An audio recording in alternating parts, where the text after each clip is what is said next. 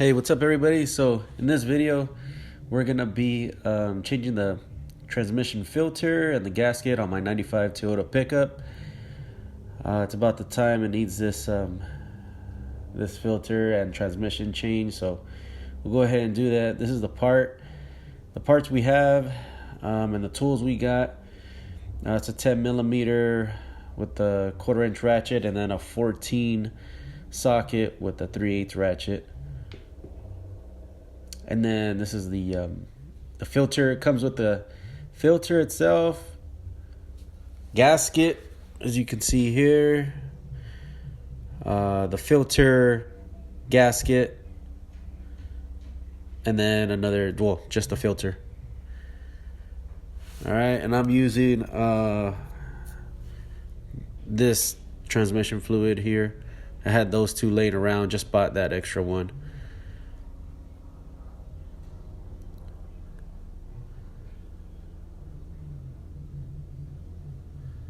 All right, make sure you got your drain pan right there, your catch pan. And then I like to put a cardboard underneath so it doesn't dirty anything else. You got enough room. I jacked it up just to have, more than enough room under there, be comfortable to take stuff out. So it's on jack stand safely. It's a 14 bolt pan. And then we have our 14 millimeter. I'm gonna take out the drain plug right now. It's not on there that hard. It shouldn't be.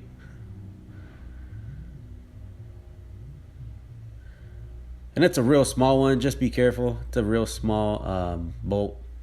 It's not too long. As you can see, it was about that time, so it was really dark. We're gonna probably end up doing a flush. That'll be for another video, but right now I'm just worried about changing the filter and changing the gasket. The gasket wasn't leaking, so I just wanted to change everything out. And then, like I said, I'll make another video doing the flush. All right, so let it just drip out. It took like around 10 minutes for it to stop dripping, a lot. There's still gonna be some fluid inside the pan, so when you do take off the pan, just be aware of that. So I'm gonna go ahead and tighten this down right now. Just need to snug it up. Don't over tighten to mess up the threads. Just snug it up in there. And then when you're done, when you add fluid, just double check, make sure it doesn't leak. If it leaks a little bit, then you tighten it up just a little bit more. Wipe it clean. And we're gonna be taking off the 14 bolts using our 10 millimeter with an extension, with our 1/4 inch ratchet. Doesn't matter where you start. Okay.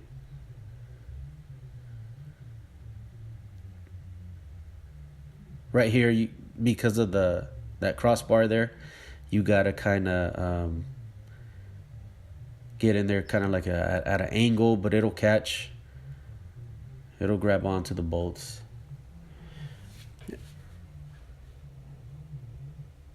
Okay, start removing all the bolts. What I'm gonna be doing is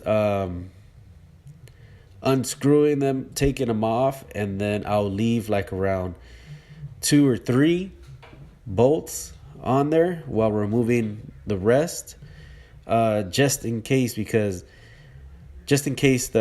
pan is loose and it wants to fall on you, it's still caught on by those bolts that you left on there. All right, so what you want to do is remove most of the bolts, probably leave like 2 or 3. That way if it does fall, it catches, it doesn't hit you in the face, or it doesn't leak out all over the place. So now I'm taking out the last bolts I have on there. On some transmission pans, they're stuck on there. This one's pretty loose, so if I didn't have those bolts on there, it would have probably fallen, made a big mess. As you can see, I'm still taking off the rest of them. It caught on there. I think I got a couple more. Make sure before taking off the last bolts, you have your catch pan underneath, because there's still going to be fluid inside that pan. It's still, when I remove it, it's still going to be kind of leaking. You still got a lot of transmission fluid inside the transmission, so be aware of that. All right, just holding it, making sure it's not going to fall on me because it's already loose. Like I said, on some other transmission pans, you probably have to pry them off carefully, making sure not to damage the surfaces, but this one was already loose. So I got one more here. You know, just make sure you hold it, make sure it doesn't fall on you, and it doesn't make a mess.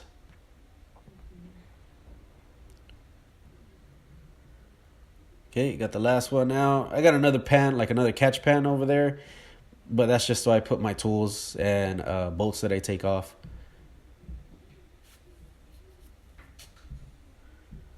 All right, and out it comes. Just remember, the dipstick is also in there, so just remove the dipstick before doing this job so it doesn't get in your way. Okay, like I said, there's still some fluid in there, so just make sure you don't tilt it too bad to make a mess. So there's the filter, strainer, whatever you want to call it. All right now in this one we're removing the old gasket, throwing that one away. It wasn't in too bad of shape, but it was about that time to change the filter anyway, so might as well do everything at the same time. Check for clutch material in there. Check for metal, any metal pieces. This one, luckily on this transmission, didn't have any kind of clutch material in there. No metal pieces, so all I had to do was clean it up. The surfaces were pretty clean where the bolts go, where the gasket's gonna go. So just make sure everything's nice and clean. If you gotta scrape off like silicone material, just make sure that you use something plastic. Try not to damage the surfaces too much.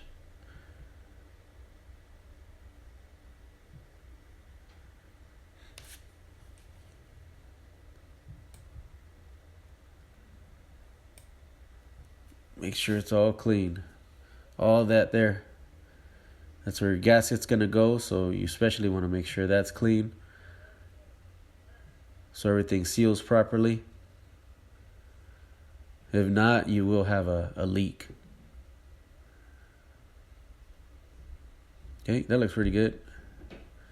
All right, so next thing, we're going to be removing the 5 bolts that are holding the filter or strainer on the transmission itself. And then this is an 8mm socket, and like I said, it has 5 bolts holding it on, and then you got 2 tubes on there that are kind of like in the way. It doesn't come off straight down. You're gonna have to kind of maneuver it so the filter does come out. But it's an 8mm and 5 bolt. So removing those.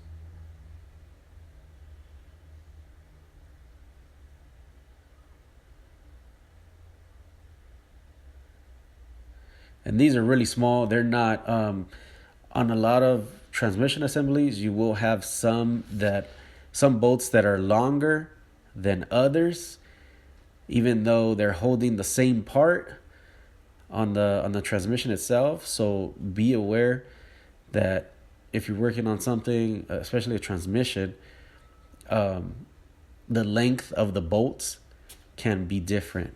All right, you could be using the same socket, but the length could be different. And when removing those bolts, you just want to make sure of the length. All of these were the same, so I had no problem putting everything back together. Didn't matter if I mixed them up, but just be aware of that. Like I said, these are all the same. 8mm, same length.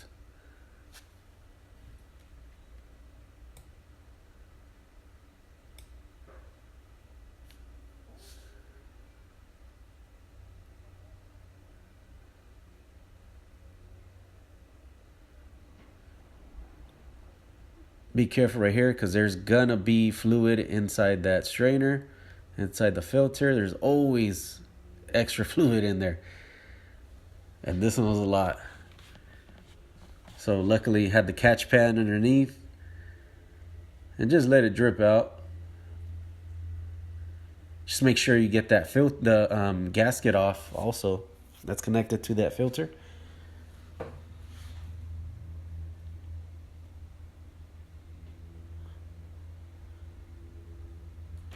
Okay, and like I said, it doesn't come straight out. It's gonna have to come out to the side. Just clearing those tubes. And that's it. You got your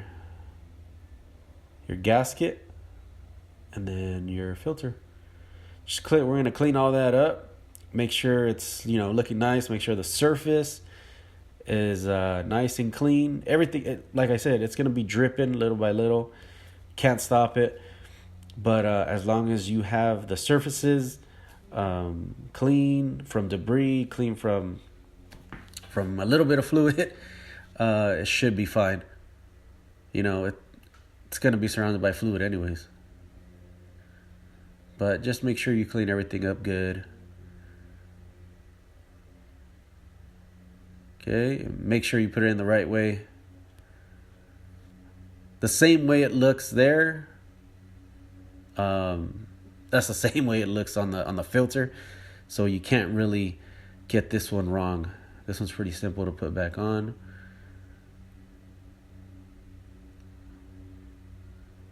Okay, get it past those tubes. And like I said, look on the side, even in the middle, the transmission is still leaking fluid. Can't stop it, so just try to keep it as dry as possible when putting on those gaskets. Okay, you got that in. It doesn't snap in. It doesn't do anything. You got to line it up with the bolts. All right, and when putting those bolts in, make sure you start them off with your fingers first, and then tighten them up little by little with your ratchet, because you don't want to cross thread these. You cross thread these and it's a bad day, man. So just make sure you start them off by hand. Okay, remember these are 5 of them, 5 bolts, 8mm.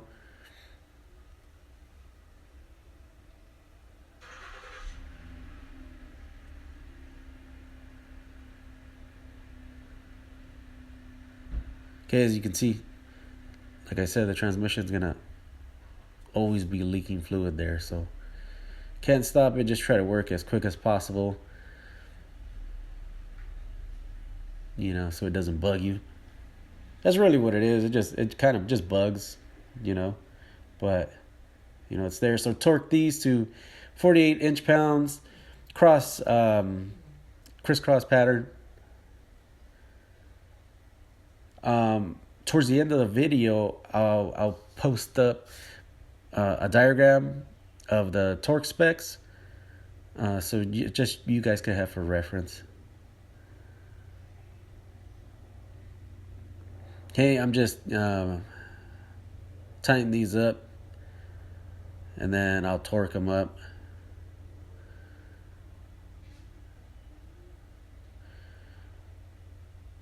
When you do it for a while, you kind of have the feeling for how tight they should be. But like I said, I when I'm working on transmissions, or when I'm working on engines, on stuff that go, let's say, on the transmission itself or on the blocks, then you want to torque everything up.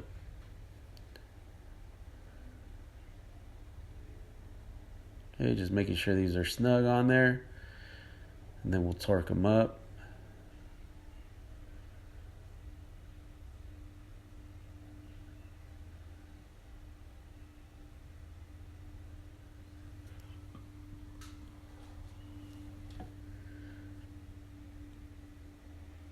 All right, next we're gonna put our gasket on there for the pan. Just gotta line up the holes. You can see that's not the right way. That's not the right. That didn't help either. So what I like doing on some cases, you can, like on this case, you could put the bolts through the gasket, and it'll hold the gasket in place, and the bolts won't drop down. So they hold. So everything's aligned, and you're not, messing with the gasket, trying to keep it in place. Yeah, what's cool about this rubber gasket is that I could put the bolts through, and it'll hold it. All right, something I forgot to mention here. So the rubber gasket has a cutout that you have to align with the transmission pan, and once you align those two together, all the bolts will line up. So I have it marked there on this page with the red arrows. You got the cutout of the gasket and the transmission pan. So just align those two up, and your gasket will be on there properly. On some, there's, you got a tougher time. You could put zip ties. I've used zip ties to kind of hold the gasket and the in place while putting it on the pan.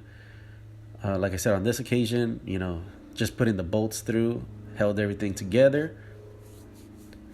But yeah, zip ties work also.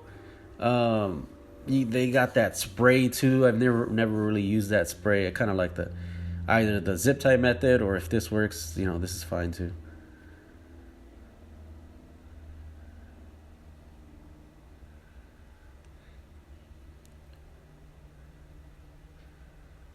And that's kind of the same idea there, is putting how I put the 4 bolts. If you want to use that zip tie method, is putting zip ties on each corners and just holding everything into place. And then once everything's in place, you put the bolts to tighten it up, and then you cut the zip ties off. That'll work perfectly too.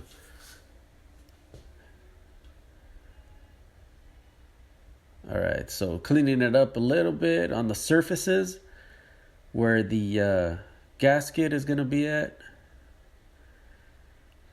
Same thing with these. You want to start them off by hand. Try your best not to cross thread them. Make sure they go in nice and smoothly. Okay, got one in.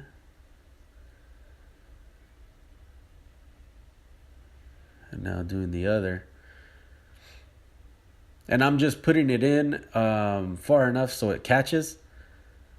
I'm not, tightening them down all the way, because you still kind of want to mess with the gasket with all the other bolts, so everything lines up.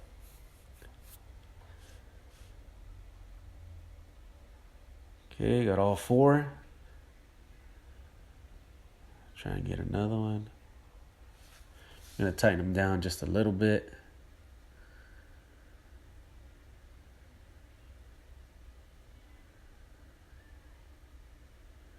And like I said, it's not tightening them down all the way. It's just enough so it's loose enough so I can still kind of mess with the gasket to get the other bolts through. Because if I tighten them down all the way right now, the holes may not line up with the gasket. Okay. So just getting the other bolts.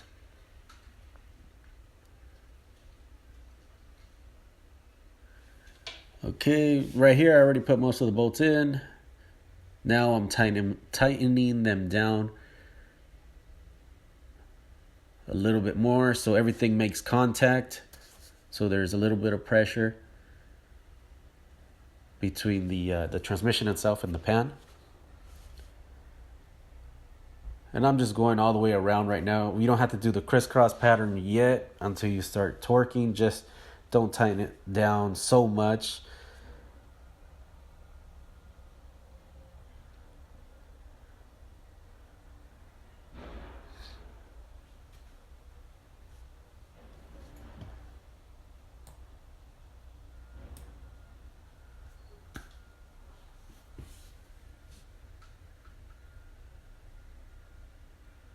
And then after this, we're gonna go ahead and start, torquing.